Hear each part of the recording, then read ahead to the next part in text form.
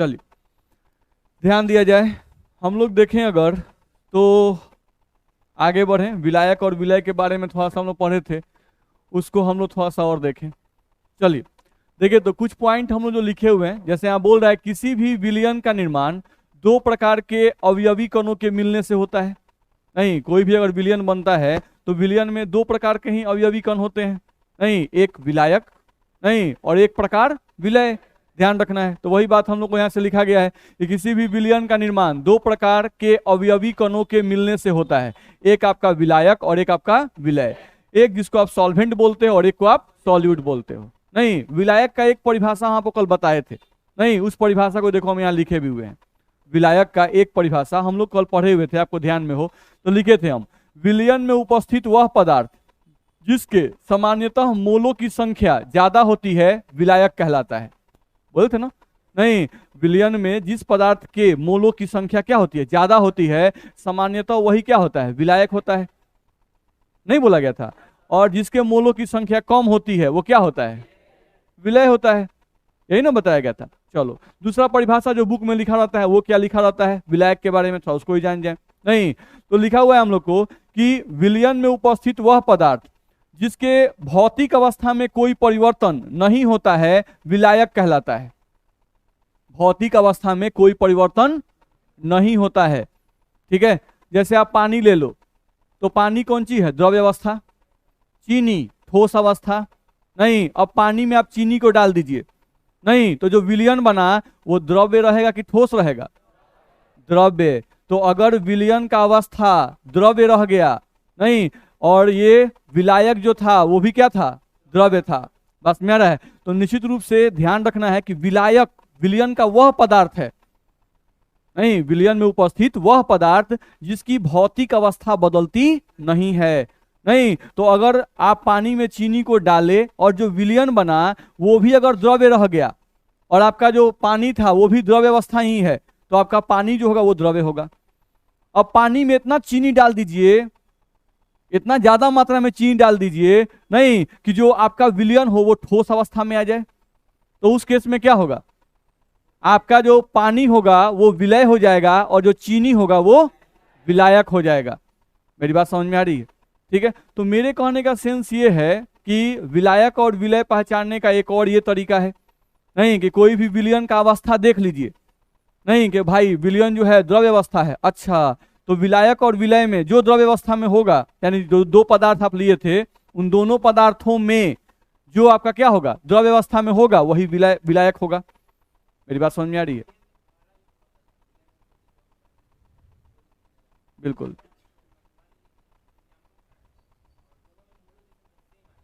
तो अब किसी को भी विलायक किसी को भी विलय मान सकते हैं, बस में आ रहा है। अगर दोनों के मोलों की संख्या समान आ जाए तो उस केस में किसी को भी विलायक और किसी को भी विलय मान सकते हैं। लेकिन दूसरा परिभाषा हम लोग इसलिए लिख रहे हैं, नहीं अगर दोनों के मोलों की संख्या समान आ जाए, नहीं तो उस केस में भौतिक अवस्था देखेंगे कि दोनों पदार्थों का जो भौतिक अवस्था है और विलयन का भौतिक अवस्था किससे मैच कर रहा है।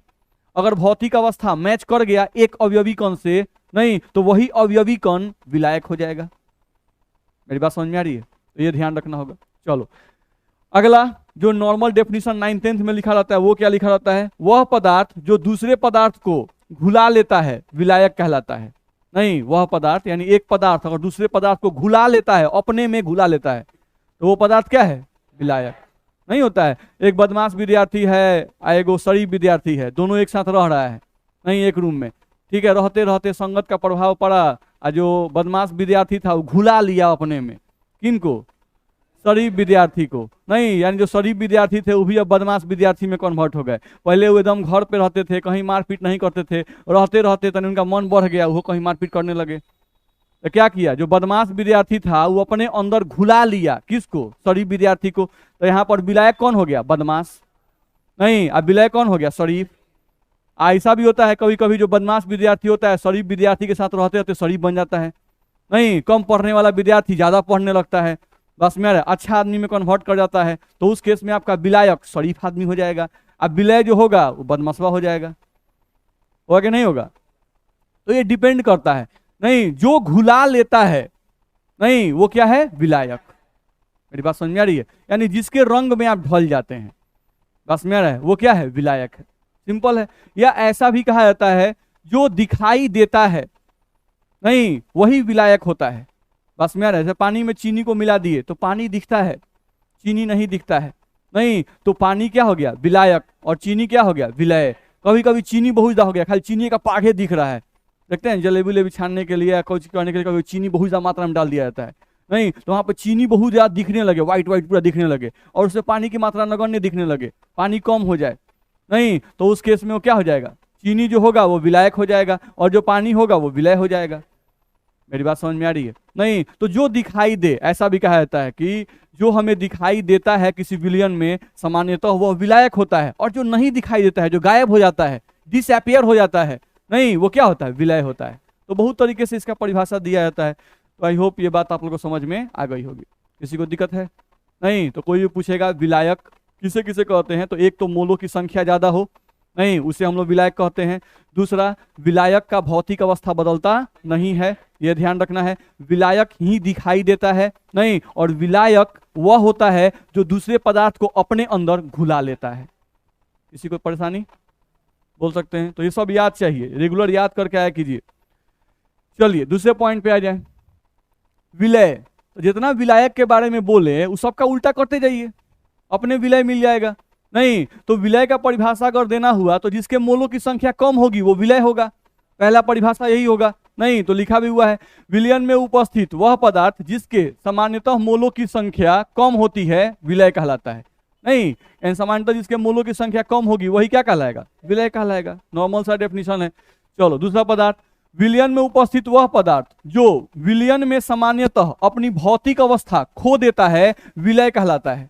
नहीं जैसे पानी में चीनी को डाले तो चीनी ठोस है, नहीं लेकिन पानी में जाने के बाद उसका भौतिक अवस्था खत्म हो गया, नहीं हो गया क्या? क्या ठोस आपका विलयन जो ठोस बदल गया? नहीं, नहीं वो अपना भौतिक अवस्था खो दिया। तो वैसा पदार्थ जो विलयन में जाने के बाद अपना भौतिक अवस्था खो दे वो क्या है? विलय। और जिसका भौतिक अवस्था नहीं खोए वो क्या है? विलायक। सिंपल सा कॉन्सेप्ट है, ध्यान रखना है। फिर वह पदार्थ जो दूसरे पदार्थ में घुल जाता है विलय कहलाता है। बस में आ रहा है? तो वह पदार्थ जो दूसरे पदार्थ में घुल जाता है, वह आदमी जो दूसरे आदमी के साथ बह जाता है, दूसरे आदमी के व्यवहार से प्रभावित हो जाता है, नहीं वो क्या है? विलय है। और वैसा आदमी जो अपने प्रभाव से दूसरे को प्रभावित कर दे वो क्या है? विलायक है। बस में आ रहा है? नहीं तो आप विलय बनते हैं कि विलायक बनते हैं? विलायक। वाह, देखिए जौन जौन बदमाश होगा वो कहेगा कि हम विलायक हैं सर, हम अपने साथ जिसको भी रखते हैं ना उनको एकदम अपने रंग में ढाल लेते हैं। नहीं चलिए कुछ एग्जाम्पल, ये एग्जाम्पल हम लोग कल किए भी थे, नहीं ध्यान दिया जाए। जैसे एग्जाम्पल हम लोग को दिया हुआ है 342 ग्राम चीनी लिखा हुआ है और 54 ग्राम जल, यही लिखा हुआ है। नहीं तो हम कहे थे कि जब भी मात्रा दिया रहे तो उस मात्रा को पहले मोल में बदल लीजिएगा, नहीं तो उस मात्रा को मोल में बदल सकते हैं हम लोग, और मात्रा को मोल में बदलने के बाद ही आप डिसाइड कीजिएगा कि कौन विलायक और कौन विलय, ऐसा हम लोग कर सकते हैं। चलो तो अगर हम लोग को शुगर का मोल निकालना है तो हम कल भी ये बताए थे कि अगर हम लोग को शुगर का मोल निकालना है, नहीं तो मोल का सिंपल हम फॉर्मूला भी जानते हैं, दिया हुआ भार बटा अनुभार। दिया हुआ भार बटा अनुभार, ध्यान रखना है। नहीं तो अगर शुगर का मोल निकालना है तो शुगर का दिया हुआ भार कितना है? 342, तो 342 और शुगर का अनुभार भी होता है 342, काट दीजिएगा 1 मोल आ गया। ठीक है, हम लोग अगर वाटर का यानी कि जल का मोल निकालना चाहें तो वाटर का अगर मोल निकालना चाहेंगे तो दिया हुआ भार कितना है? 54, 54, और जल का फॉर्मूला आप जानते हैं, तो इसका 2 है, इसका 16, 16 2 18, कैंसिल कर दिए 3 मोल आ गया। कौन चारों बोल रहा है? कौन रहे हैं इसी में बैठा हुआ है, एक से एक, खोजना नहीं है। 3 मोल, तो इसका मोल और इसका मोल ज्यादा है, तो यहां से अगर देखा जाए तो विलायक कौन होगा? विलायक हो जाएगा वाटर। विलायक बराबर आपका H2O, नहीं और विलय बराबर आपका शुगर यानी कि चीनी हो जाएगा। बोलो, तो एक टाइप का ऐसा दिया रहेगा तो विलायक और विलय पहचानना आसान है कि भारी है? आसान है, आसानी से निकाल सकते हैं। चलो कुछ दूसरा एग्जाम्पल के देखते हैं। देखा जाए, NaCl दिया हुआ है नहीं, और यहां पर वाटर दिया हुआ है। ध्यान से देखो, यहां पर NaCl का अवस्था, S मतलब क्या होता है? सॉलिड। सॉलिड मतलब ठोस अवस्था। यहां पर आपका NaCl ठोस अवस्था में है, और यहां पर जो जल है वो L मतलब लिक्विड, द्रव्य अवस्था में है। इन दोनों को मिलाने के बाद जो सॉल्यूशन बना, उस सॉल्यूशन का अवस्था क्या है? लिक्विड है। नहीं, सॉल्यूशन का अवस्था क्या है? लिक्विड। नहीं, तो सॉल्यूशन का अवस्था लिक्विड है भाई, और वाटर का अवस्था भी लिक्विड है। तो इसका मतलब हुआ कि वाटर जो है वही क्या होगा? विलायक। चाहे इसका मात्रा कम हो चाहे इसका मात्रा ज्यादा हो, उससे फर्क नहीं पड़ता है, ध्यान रखना है। तो यहाँ पे NaCl क्या होगा? विलय।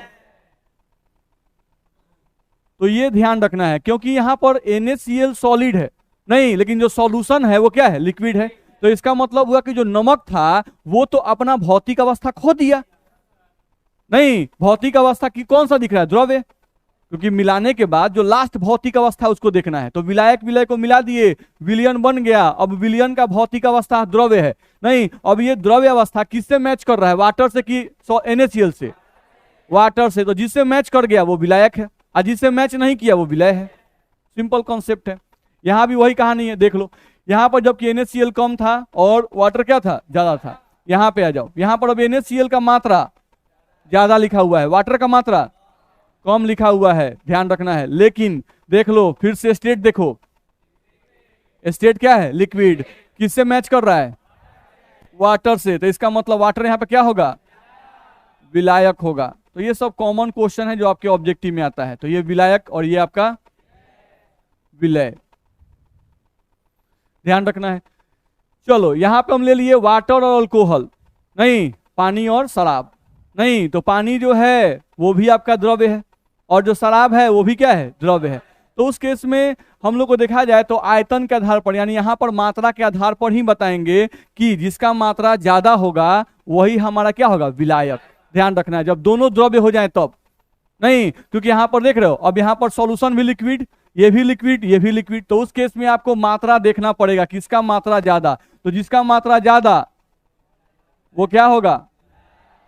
विलायक। और जिसका मात्रा कम वो क्या होगा? विलय। तो बोल नहीं सकते हैं, ध्यान रखना है। नहीं, तो इसमें देख रहे हैं पानी का मात्रा कितना है? 20, और अल्कोहल का मात्रा कितना है? 80। थोड़ा स्ट्रांग पीने वाला आदमी होगा, नहीं होता है। अल्कोहल ज्यादा है, पानी का मात्रा क्या है? कम है, ठीक है। और ये देखिए कोई नया पीने वाला है, जो पानी का मात्रा कितना रखा है? 80, और अल्कोहल का मात्रा कितना है? 20। नहीं, थोड़ा नया पीने वाला, नया पीने पर थोड़ा सा हिसाब से ही मिलाना पड़ता है। तो उस केस में वाटर क्या होगा? आपका यहां हो जाएगा वाटर विलायक, और ये आपका होगा विलय। तो अगर इस टाइप का क्वेश्चन अगर दिया रहेगा तो बना नहीं दीजिएगा। तो ये आता है पहचानने के लिए, आपको ध्यान रखिएगा। नॉर्मल सा क्वेश्चन रहता है नहीं, 1 मार्क्स में आपको आता है पहचानने के लिए। कोई सॉल्यूशन दे देगा ऐसे ही लिख के और बोलेगा विलायक और विलय को पहचानिए, पहचान लीजिएगा। नहीं, ध्यान रखें। चलो अगले पॉइंट पे आए। यहां लिख रहा है कि जल को यूनिवर्सल सॉल्वेंट कहा जाता है। जल को, पानी जो है इसको यूनिवर्सल सॉल्वेंट कहा जाता है। बस में आ रहा है, जैसे एक समझते हो, जैसे एक ब्लड ग्रुप होता है, ब्लड ग्रुप नहीं, O पॉजिटिव। तो O पॉजिटिव जो ब्लड है ये किसी भी ग्रुप के ब्लड वाले को ब्लड दे सकता है, तो उसको यूनिवर्सल डोनर कहा जाता है। बस में आ रहा है। नहीं, यानी जो मैक्सिमम ब्लड में जाके घुल जाए। नहीं, O पॉजिटिव ऐसा ब्लड ग्रुप है नहीं जो A पॉजिटिव वाले में भी जाए घुल जाएगा, नहीं B पॉजिटिव वाले में भी घुल जाता है, किसी भी ब्लड ग्रुप में ये घुल जाता है। तो O पॉजिटिव वाले को यूनिवर्सल डोनर कहा जाता है, ठीक है। पानी को भी यूनिवर्सल डोनर कहने का कारण ये है कि पानी जो है मैक्सिमम वैसे पदार्थ जो हम नॉर्मल लाइफ में यूज करते हैं, नहीं वो सभी पदार्थ पानी में घुल जाते हैं। नॉर्मल लाइफ में हम लोग जो भी पदार्थ यूज करते हैं, मैक्सिमम पदार्थ, हम सब पदार्थ की बात नहीं कर रहे हैं, आगे हम लोग को पढ़ना है कि कौन सा पदार्थ घुलेगा पानी में और कौन सा नहीं घुलेगा। लेकिन ये बात कर रहा है कि मैक्सिमम पदार्थ जो नॉर्मल लाइफ में आप यूज करते हो वो पानी में घुल जाता है, इसीलिए पानी को यूनिवर्सल सॉल्वेंट कहा जाता है, क्योंकि वो मैक्सिमम पदार्थ को अपने अंदर घुला लेता है। ध्यान रखना है। तो वही बात यहां से लिखा हुआ है कि जल को यूनिवर्सल सॉल्वेंट कहा जाता है क्योंकि जल ज्यादातर पदार्थों को क्या करता है, घुला लेता है, इसकी खासियत है। ठीक, अगला पॉइंट लिखा हुआ है कि जल के डाइलेक्ट्रिक कांस्टेंट का मान 81 होता है। जल के डाइलेक्ट्रिक कांस्टेंट का मान बाबू 81 होता है। 81 का मतलब क्या हुआ, नहीं समझ लो। देखा जाए यहां पर, अगर नॉर्मली समझे हम लोग, देखो यहां पर जैसे मान लो दो चार्जेज हैं, Na+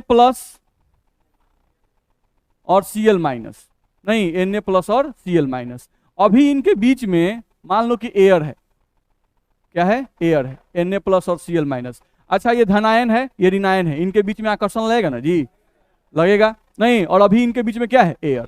ठीक है, चलो यहां पर हम वही NaCl ले लिए, पहले यहां पर हम लोग पानी डाल दिए, ठीक है, अब यहां पानी साहब आ गए, अब इस पानी में हम वही Na+ और Cl- को हम लोग रख दिए, नहीं ठीक है। अब इनके बीच में यहां पर क्या आ गया, वाटर, और यहां इनके बीच में क्या था, एयर। चलो धनायन और ऋणायन के बीच में आकर्षण बल लगता है। अब ये बताओ कि आकर्षण बल यहां पर ज्यादा होगा कि यहां पर ज्यादा होगा, पानी में आकर्षण बल ज्यादा होगा, हवा में कम होगा। देखा जाए नहीं, मतलब पानी जो है, यहां ध्यान समझिए, यहां इनके बीच में हवा है भाई, नहीं यहां इनके बीच में क्या है, हवा है, नहीं तो हवा जो है ये बहुत क्या कहते हैं, रेयरर मीडियम कहा जाता है इसको, रेयरर मीडियम है, यानी यहाँ पर इसका जो डेंसिटी होता है बहुत कम होता है, नहीं तो यहाँ पर इनके बीच में अट्रैक्शन फोर्स क्या होगा, ज्यादा होगा। और यहाँ पर पानी आ गया, नहीं तो पानी आ गया तो पानी जो है वो डेंसर मीडियम होता है, घना मीडियम है, विस्कस है, गाढ़ा होता है। हवा और पानी में गाढ़ा कौन है, पानी गाढ़ा है। समझ में आ रहा है। तो अगर पानी गाढ़ा है तो यहाँ पर Na+ और Cl- को रखेंगे भाई, तो यहाँ पर इनके बीच में आकर्षण बल क्या हो, कम होगा। तो आकर्षण बल कितना गुना कम होगा, 81 गुना। जो हम अभी बताए डाइलेक्ट्रिक कांस्टेंट का मतलब, तो डाइलेक्ट्रिक कांस्टेंट का मतलब हम लोग क्या बता रहे हैं कि पानी आयनों के बीच में लगने वाले आकर्षण बल को 81 गुना तक कम कर देता है। नहीं मेरी बात समझ में आ रही है, यानी कि मान लो कि यहां पर हम लोग का आकर्षण बल कुछ भी होगा, मान लो 100 होगा, नहीं तो जितना भी होगा उससे आकर्षण बल यहां पर 81 गुना कम हो जाएगा। तो आकर्षण बल अगर कम हो जाएगा, यानी पानी में ताकत है, नहीं पानी क्या करता है, कणों को खींच के अलग कर देता है। आकर्षण बल कम करने का मतलब क्या, खींच के अलग कर देना। जैसे नमक का तुम इतना बड़ा पत्थर तुम डाल दिए, तो नमक का इतना बड़ा पत्थर डाले तो उस समय नमक का कण सब तो आपस में सटा हुआ था, नहीं पानी में डालते हो तो उस कण में से देखते हो धीरे धीरे सब कण निकल निकल के पानी में घुलता है कि नहीं घुलता है, घुलता है। तो काहे घुलता है कि पानी में ताकत है, पानी क्या करता है, Na+ और Cl- को पकड़ के खींच देता है। उसके में ताकत है कि वो आकर्षण बल को धनायन और ऋणायन के बीच में लगने वाले आकर्षण बल को 81 गुना कम कर देगा। मेरी बात समझ आ रही है। तो 81 गुना जो है ना, ये बहुत ज्यादा वैल्यू हुआ, बहुत ज्यादा, यानी पानी बहुत ताकतवर चीज है, ध्यान रखना है, ठीक है। तो आपको ध्यान रखना होगा। तो डाइलेक्ट्रिक कांस्टेंट का मतलब समझ में आया। तो कोई पूछता है कि पानी के, हाँ खड़ा होइए,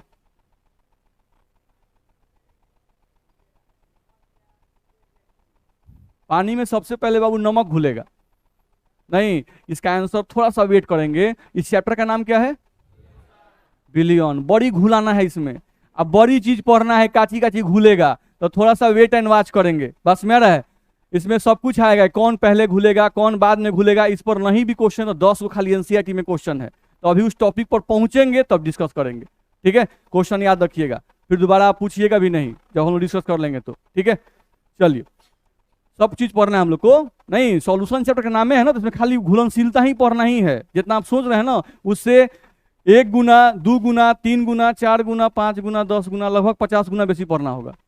नहीं आप जितना सोचते हैं उससे 50 गुना ज्यादा जरूर पढ़िएगा, ध्यान रखिएगा, ठीक है। बहुत पढ़ना है। 11th और 12th में ये मत सोचिए कि अच्छा अथी इसमें क्या होता है, इसमें नहीं, वो सारा चीज छितिर छितिर कर देता है, यानी इतना ज्यादा पढ़ा देगा ना कि आप खुद कहेगा कि सर अब रहने दीजिए ढेर हो रहा है, नहीं ठीक है। तो 11th 12th में अगर कोई भी टॉपिक आप पढ़ते हैं तो इसमें वो चीज होता ही नहीं है कि आपको मन का बात रह जाएगा, नहीं पूरा मन का भड़ास निकाल देता है लगभग, ध्यान रखिएगा। चलिए तो डाइलेक्ट्रिक कांस्टेंट का मतलब कोई पूछेगा तो बता सकते हैं, कोई बोलता है कि वाटर के डाइलेक्ट्रिक कांस्टेंट का मान 81 है, इससे तुम क्या समझते हो? नहीं, तो आप बताइए कि डाइलेक्ट्रिक कांस्टेंट का मान 81 है, इसका मतलब हुआ कि पानी जो है वो कणों के बीच के आकर्षण बल को 81 गुना घटा देता है। समझ में आ रहा है? नहीं, जल के कण क्या करते हैं, दो कण, जो दो कण चपके हुए हैं उन कणों के बीच के आकर्षण बल को 81 गुना घटा देता है। चलो पीछे आ जाए, देखा जाए तो वही बात हम लोग को लिखा हुआ है, डाइलेक्ट्रिक कांस्टेंट का मान 81 होता है, इसीलिए पानी बहुत अच्छा सॉल्वेंट है। नहीं, वो कणों को आसानी से तोड़ देता है और तोड़ के अपने अंदर घुला लेता है, ध्यान रखना है, ठीक है। दूसरा पॉइंट यहां लिखा गया, किसी भी विलयन में विलायक सिर्फ एक होता है, विलय एक या एक से ज्यादा प्रकार के हो सकते हैं। विलायक एक ही होता है, नहीं, जैसे पानी आप ले लिए, पानी में थोड़ा सा चीनी डाल दिए, थोड़ा सा नमक डाल दिए, थोड़ा सा नींबू गाड़ दिए, नहीं होता है ना भाई, बात समझ में आ रहा है? तो विलायक एक ही है, जल।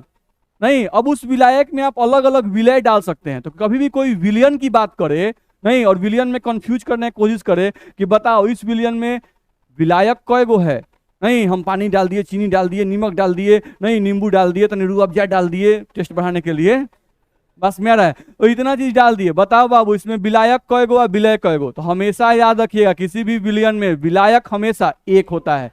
नहीं, विलय अनेकों हो सकते हैं लेकिन विलायक एक ही होता है, ध्यान रखिएगा, ठीक है। तो ये हम लोग को ध्यान रखना होगा, वही बात हम लोग को बताया गया। जैसे विलयन जो है नॉर्मल लाइफ में बहुत ज़्यादा यूज में आता है, जितना भी चीज हम लोग यूज करते हैं, जितना भी चीज नॉर्मल लाइफ में हम लोग यूज करते हैं वो सब क्या है, विलयन ही है, बस में आ रहा है। जितना भी आप दवाई पीते हैं सब क्या है, विलयन, होमोजीनियस मिक्सचर, नहीं, homogeneous mixture of two and different, two or more then to substances, बस में आ रहा है, ठीक है। ऐसा नहीं है कि दवाई का ऊपर वाला भाग पीजिएगा तो तनी कम फायदा करेगा, निचला भाग पीजिएगा ज्यादा फायदा कर जाएगा, बात समझ में आ रहा है? नहीं, तो कहने का सेंस ये है कि जितना भी आप दवा पी रहे हैं, नहीं, या नॉर्मल लाइफ में जो आप टूथपेस्ट यूज करते हैं, नहीं, वो सब चीज क्या है, विलयन ही है। नहीं, जैसे आप एनसीईआरटी में पढ़िएगा तो लिखा भी हुआ है, देखिएगा आप, उसमें लिखा हुआ है, हम लोग को पढ़ना भी है, बस थोड़ा सुन लेते हैं। जैसे एनसीईआरटी में आप पढ़िएगा, शुरू में लिखा हुआ है विलयन का महत्व, नहीं, तो क्या लिखा रहता है, लिखता है कि 1 ppm, ppm यूनिट पढ़ना है, ठीक है। अभी समझिए कि 1 ppm एक मात्रा है, नहीं, जैसे कैसे आप 1 ग्राम बोलते हैं, 10 ग्राम बोलते हैं, ठीक है, वैसे ही ppm एक मात्रक है, क्या है, पढ़ना है, ठीक। तो 1 ppm अगर हम लोग फ्लोराइड यूज करते हैं, ठीक है, 1 ppm अगर हम लोग फ्लोराइड का विलयन यूज करते हैं, ठीक है, पानी और फ्लोराइड को मिला दिए, ठीक है, और उस विलयन को यूज करते हैं तो वो टूथपेस्ट होता है, वो क्या होता है, टूथपेस्ट का काम करता है, 1 ppm है तब, ठीक है। अब उसी मात्रा को 1 ppm नहीं करके 0.5 मात्रा बढ़ा दीजिए, कितना बढ़ा दीजिए, 0.5 मात्रा बढ़ा दीजिएगा, 1.5 ppm, तो वो दांत को गलाने लगेगा, दांत को पीला कर देगा। यानी सोचिए कि जो पेस्ट आपके दांत को साफ करता है, अगर गलती से कंपनी फ्लोराइड का मात्रा 1 ppm के जगह पर 1.5 ppm कर दिया, नहीं, तो वो दांत खराबो कर देगा। अगर 1.5 ppm से थोड़ा सा मात्रा बढ़ गया, 2 ppm हो गया या 1.8 ppm, 1.9 ppm हो गया भाई, नहीं, तो आपका जो दांत है वो तो जाएगा ही जाएगा, आप भी जाइएगा, बात समझ में आ रहा है? यानी वो जौहर का काम करने लगता है। जनरली बुक में लिखा रहता है रैट पॉइजन, नहीं, तो अरे चूहा मारने वाला दवा है, तो नहीं, तो चूहा जो है वो एक चुटकी खा के मरता है, नहीं, हम लोग पूरा पैकेट अगर खा जाएं तो मरे नहीं जाएंगे, बस में आ रहा है, बोलिए।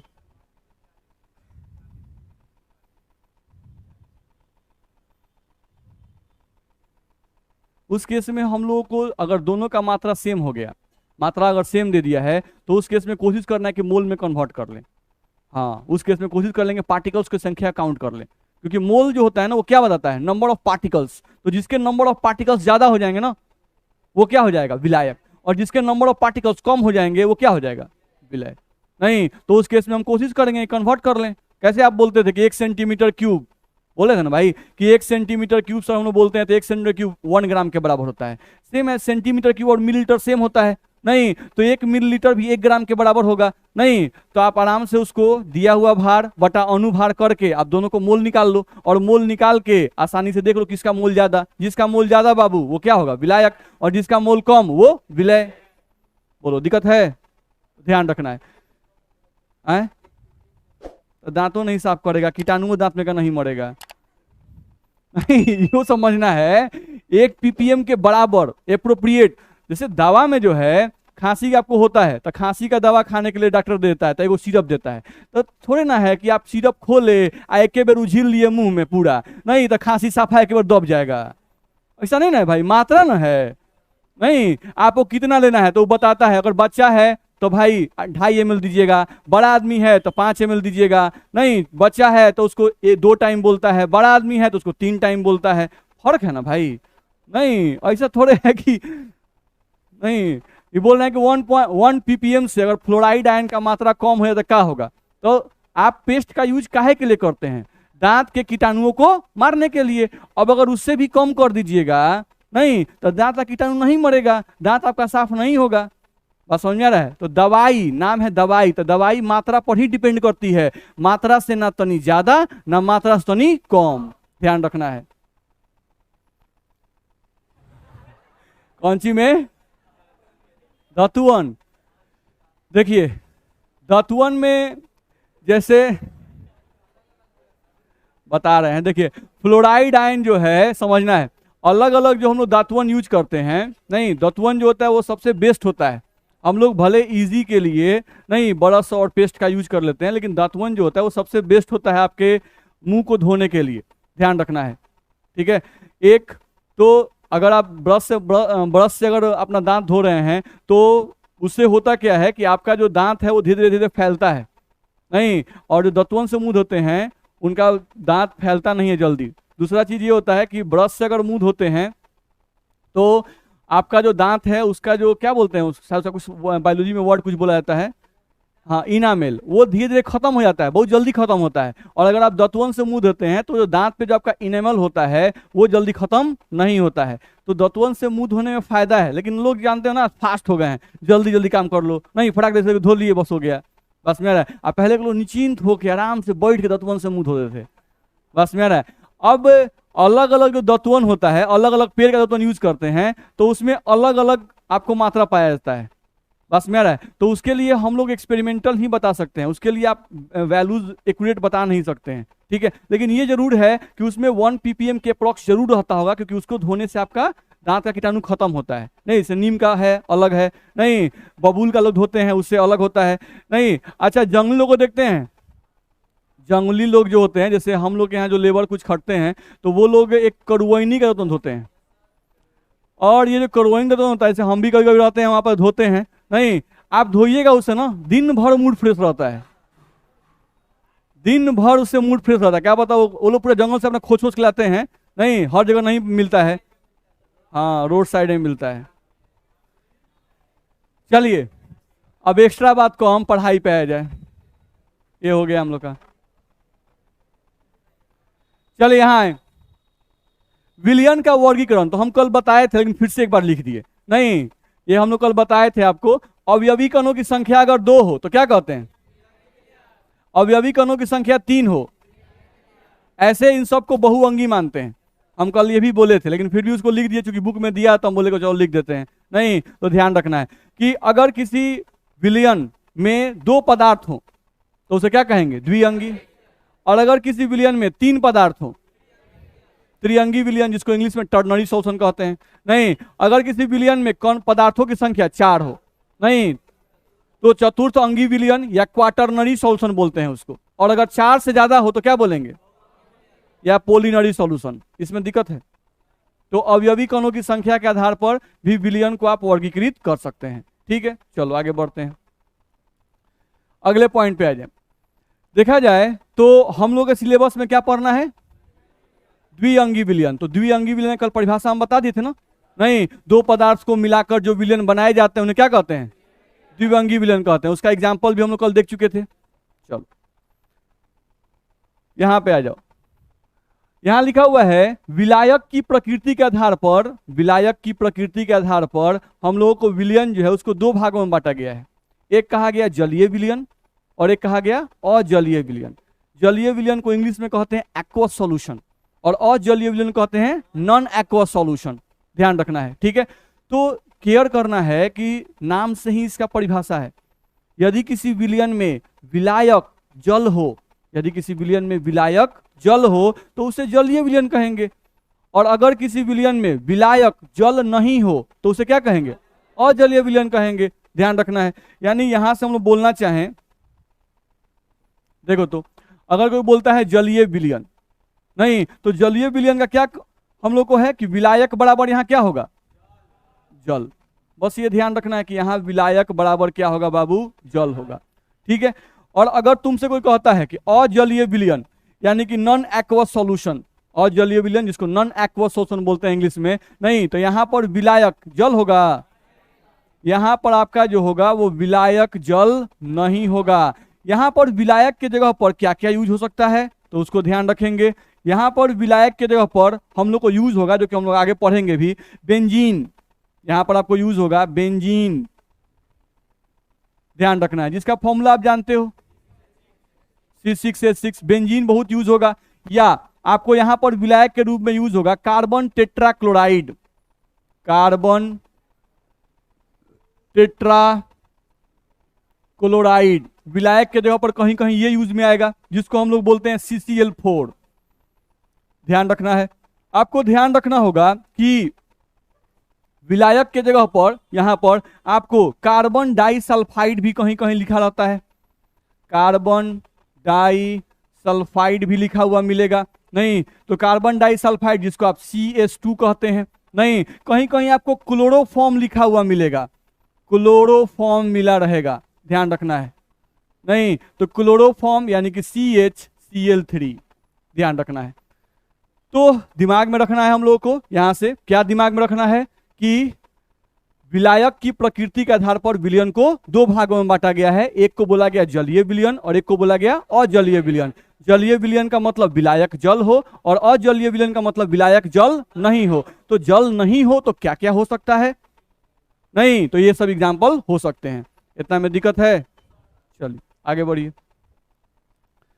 यहां आई हम लोग को देखा जाए तो विलयन में विलय की मात्रा के आधार पर, ध्यान से मेरी बात समझिए, विलयन में विलय की मात्रा के आधार पर विलयन को दो भागों में बांटा गया है। एक को कहा गया तनु विलयन और एक को कहा गया सांद्र विलयन। नहीं जैसे इसका बेस्ट एग्जांपल हम लोग ऐसे कुछ देते हैं, ध्यान समझिए। जैसे मान लीजिए आपके यहाँ कोई दोस्त आया, आपके यहाँ कोई दोस्त आया, नहीं दोस्त बेचारा बहुत गर्मी था, उसको प्यास लगा है, नहीं तो आप क्या किए कि दोस्त के लिए एक गिलास पानी लिए, नहीं और घर में चीनी था, चीनी में से 2 दाना निकाले और 2 दाना निकाल के उसमें डाल दिए और डाल के उसको बढ़िया से मिला दिए 2 दाना, और उसको बोले कि लो शरबत पियो। नहीं तो आपका जो दोस्त है वो जब पिएगा तो उसको क्या पानी वो मीठा लगेगा? नहीं लगेगा। लेकिन आप चीनी मिलाए थे, आप चीनी मिलाए थे लेकिन उसको शरबत मीठा नहीं लगेगा, तो वो पिएगा भीतरे भीतरे गड़ियाएगा, नहीं गैल देगा भाई, नहीं बोलेगा तुम बोल रहे इसमें शरबत है नहीं इसमें तुम चीनी कहाँ डाला है? ऐसा बात होगा कि नहीं होगा? तो ऐसा विलयन, नहीं ऐसा विलयन जो है ये तनु विलयन कहलाता है। यानी तनु विलयन का कोई परिभाषा पूछता है तो हम क्या बोल सकते हैं? ध्यान सुनेंगे। एक ऐसा विलयन जिसमें विलायक के सापेक्ष में विलय की मात्रा इतनी कम हो कि उसे अनदेखा किया जा सके, उसे नगण्य माना जा सके। मेरी बात समझ में आ रही है?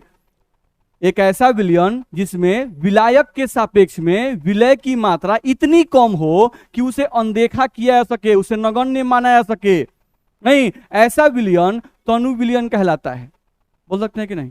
या इसी बात को ऐसे बोले, एक ऐसा विलयन जिसमें विलायक के सापेक्ष में विलय महसूस नहीं हो, नहीं विलय महसूस नहीं, पानी पी रहे हैं, आपका दोस्त बोला कि शरबत है, आप पी रहे हैं तो पानी महसूस हो रहा है लेकिन चीनी महसूस नहीं हो रहा है। इसका मतलब क्या दे दिया? तनु विलयन दे दिया।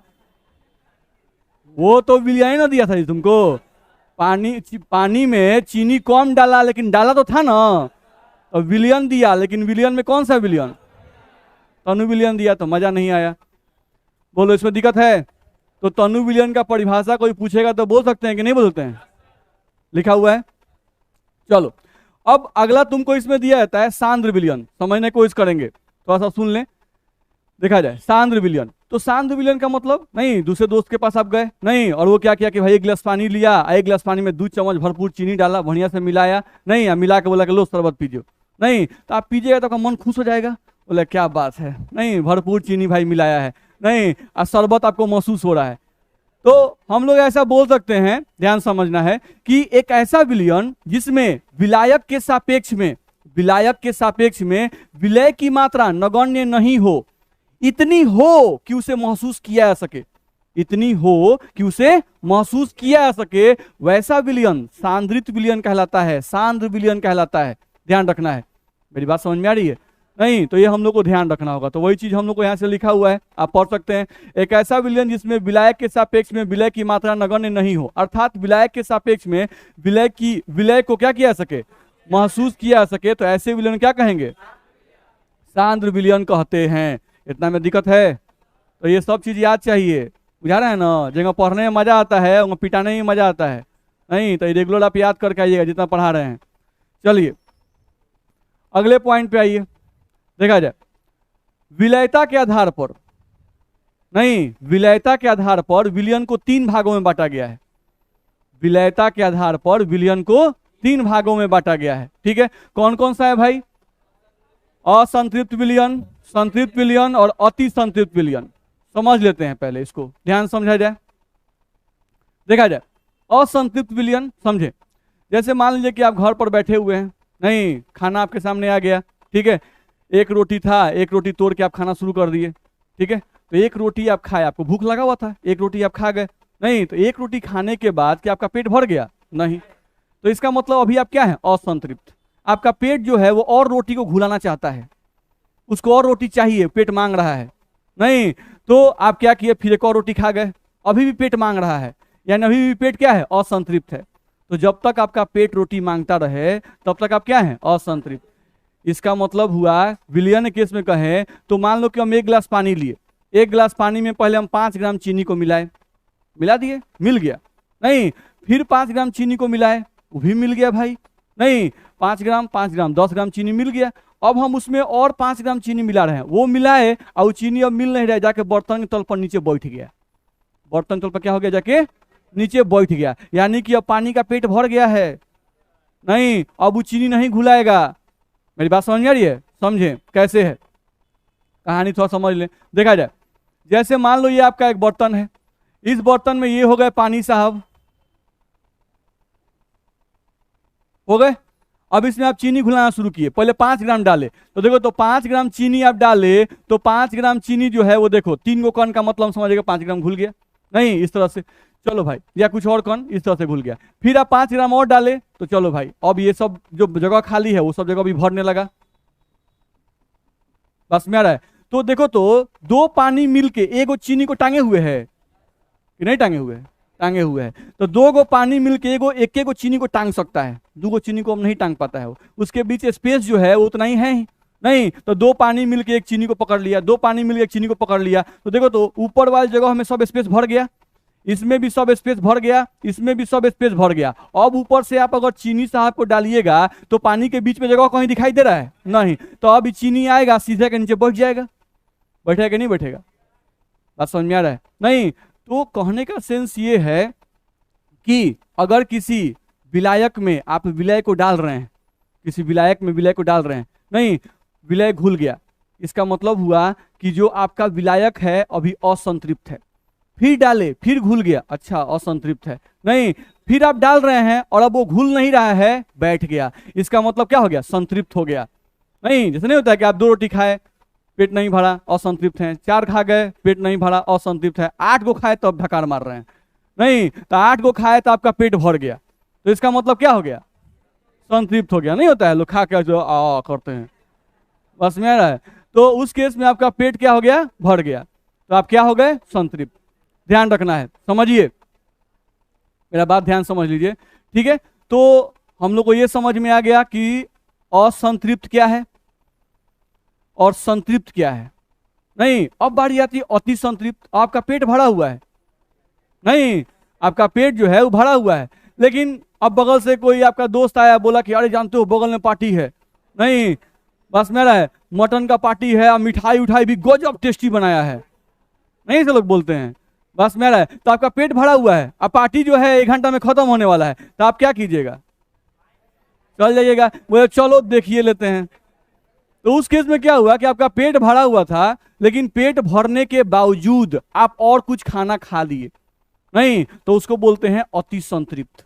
बस मेरा है, यानी संतृप्त आप हो चुके थे, खाना से आपका मन भर गया था, लेकिन खाना का क्वालिटी सुन के नहीं, आपके मुंह में पानी आ गया, नहीं, आपकी इच्छा जाग गई, और उस इच्छा के कारण जिस पेट में जगह नहीं था उस पेट में आप और कोच लिए। अरे कोच नहीं ना कहते हैं इसको, नहीं, बस जगह नहीं है लेकिन बॉल बस्ती डाल लिए। बस मेरा है, तो ध्यान रखना है। तो उस केस में क्या होता है? अति संतृप्त। अब मेरा बात समझो, अति संतृप्त होने के लिए, नहीं, अति संतृप्त होने के लिए एक कंडीशन आया, एक कंडीशन आया कि अरे बगल में पार्टी है, तो ये कंडीशन आया। क्या आपके घर में आपका 8 रोटी से पेट भर गया था और आपके पिता माता जी बोलती अच्छा एक और खा लो, अरे नहीं खाएंगे ना, आप ऐसे नहीं बोलते हैं, नहीं खाएंगे, पेट भर गया, काहे के लिए कर रही हैं? बस मेरा है, आप ऐसे बोल दीजिएगा, बोलेंगे नहीं बोलेंगे। लेकिन एक कंडीशन जैसे ही डेवलप हुआ, नहीं, तो आपका मन चेंज कर गया।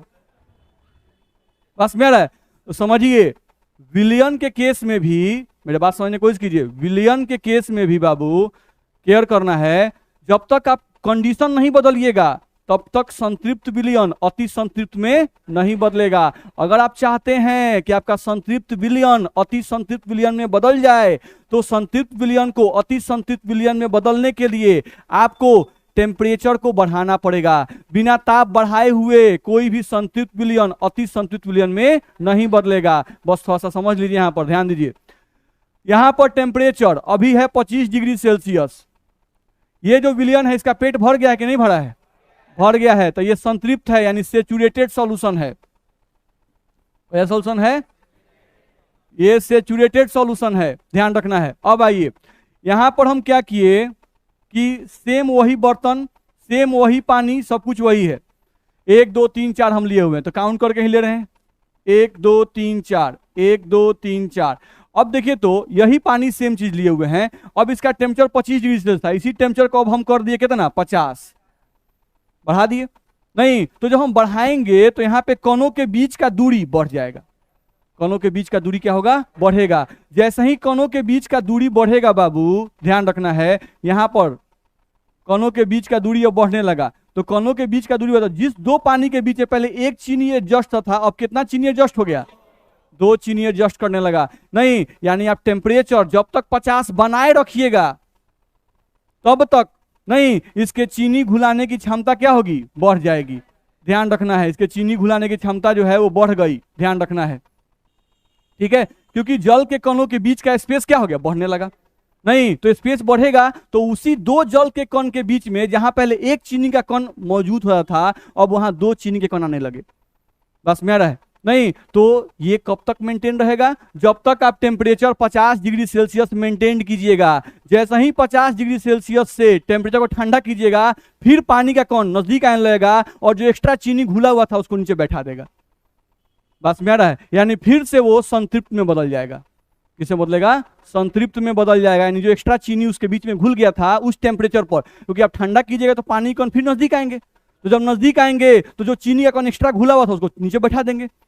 बस मेरा है, तो वो चीनी का कण फिर से जाके नीचे बैठ जाएगा। तो ध्यान रखना है, अति संतृप्त विलयन तभी तक मेंटेन रहेगा, यानी कोई भी विलयन जो संतृप्त विलयन है उसको अति संतृप्त विलयन में बदला जाता है। क्या हम बोल रहे हैं? किसी भी संतृप्त विलयन को अति संतृप्त विलयन में बदला जाता है। कैसे? ताप को बढ़ाकर। नहीं, आप जब तक ताप मेंटेन कीजिएगा तब तक वो अति संतृप्त बना रहेगा। जैसे ही ताप को कम कर दीजिएगा फिर से वो संतृप्त विलयन में बदल जाएगा। ये कहानी समझ में आया? इसमें दिक्कत है? नहीं, तो ये सब आपको याद करके आना है। दिक्कत है इसमें? बोलिए, क्वेश्चन है आपके दिमाग में?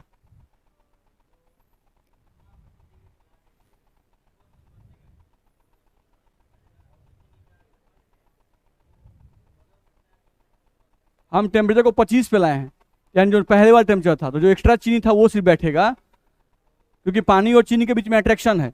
नहीं, तो अट्रैक्शन है तो जैसे ही एक्स्ट्रा जो चीनी होगा वो बैठना शुरू करेगा। सब चीनी क्यों बैठेगा? हाँ, आप क्या कीजिए कि और उसको ठंडा कीजिए। नहीं, तो और उसको धीरे ठंडा कीजिएगा तो जो एक्स्ट्रा चीनी हम लोग घुला हुआ है उसमें आपके जमने से पहले अगर वो निकल गया तो निकल गया, तो फंस कर रह जाएगा। बस मेरा है, क्योंकि अट्रैक्शन फोर्स होता है ना।